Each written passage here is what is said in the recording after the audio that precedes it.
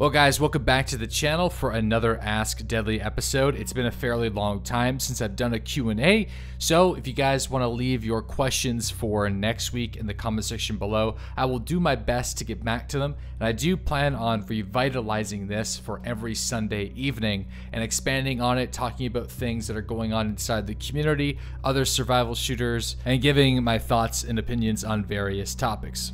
Well, with that out of the way, let's get started with by far the most asked question for the last week or so, and that is, Deadly, what do you think of the new DayZ status report that came out? So we're going to open up this video talking about that, and some of you guys might not like that, so I'm just going to say that I've already talked about this a few times on my live stream, and I have made a few videos in the past giving my thoughts and opinions on the development of DayZ and where the game currently is. As somebody who is a big fan, I mean, I've been playing and following the game for years. I've been, I guess you could say, as close to a professional DayZ player as you can kind of get, streaming it every single day and make YouTube videos for the game for a few years. So obviously, to say the least, it's a big part of my life. So whenever the community see setbacks like this, it is obviously disappointing. So I don't think anybody is really happy with the status report. If you've read it, you know, you probably know what I'm talking about. Essentially, we're not seeing DayZ beta this year. It looks like they're pretty far behind schedule. There's a lot of things that are currently in the alpha that are not going to be available in the beta at the beginning of the start, like at the beginning of the game. There's still a overwhelming amount of work that needs to be done to get the beta to a playable state for the masses.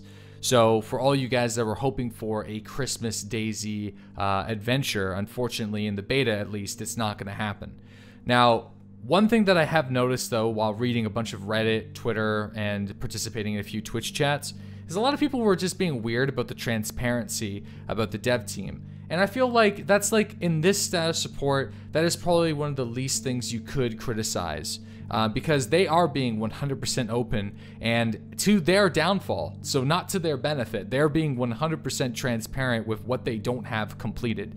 So I think to all those that are criticizing the devs for not being transparent, that's just dumb. You just don't know and you don't understand what being transparent is all about. What I think is the issue is, and I've said this before, I think the community is tired of seeing text.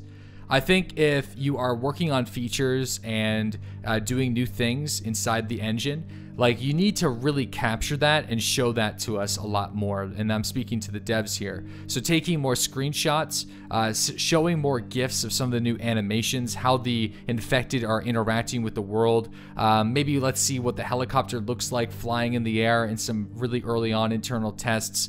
Let's see what happens when somebody gets tranquilized. What kind of, like, some of the diseases, some of the animations for the animals.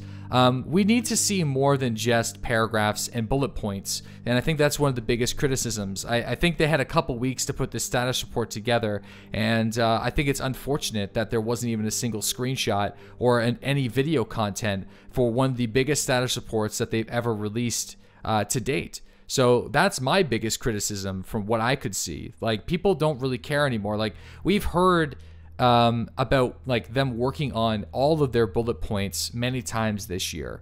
So there really isn't anything new there, things that we didn't already know.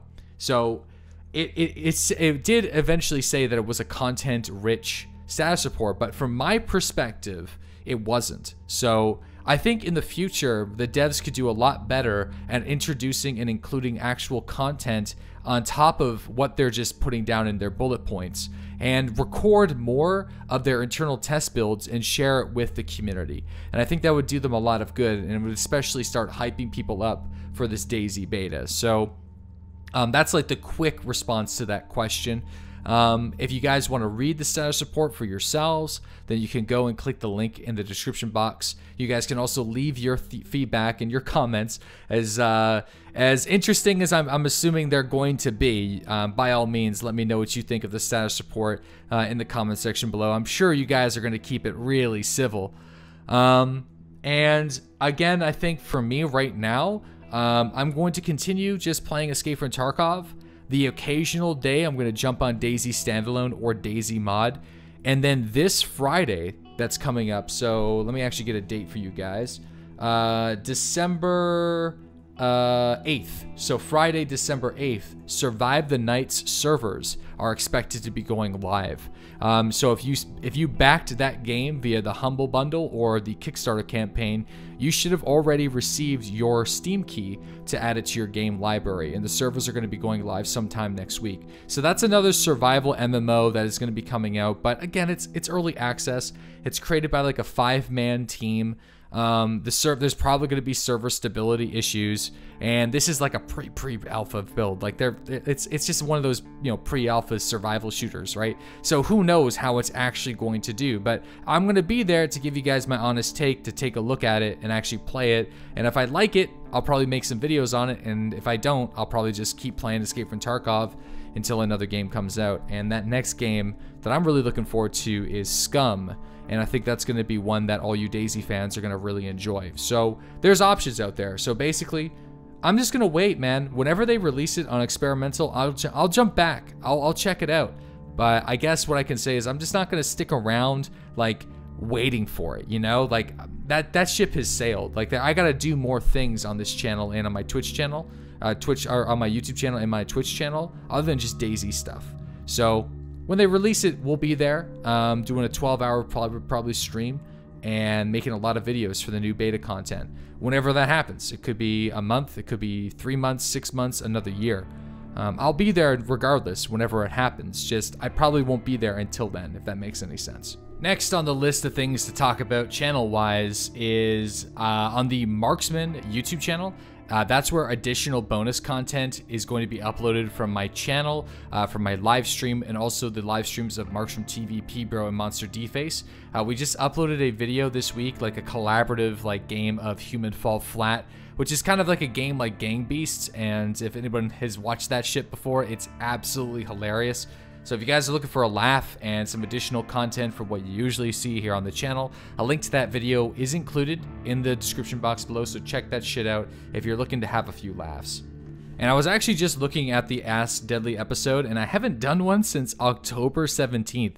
So most of the questions there are completely outdated. So for the rest of this video, I am also going to be talking about something that I don't really talk to you guys about. I don't really have a whole lot of like one-on-one conversations with my YouTube audience these days because I usually upload Twitch highlights.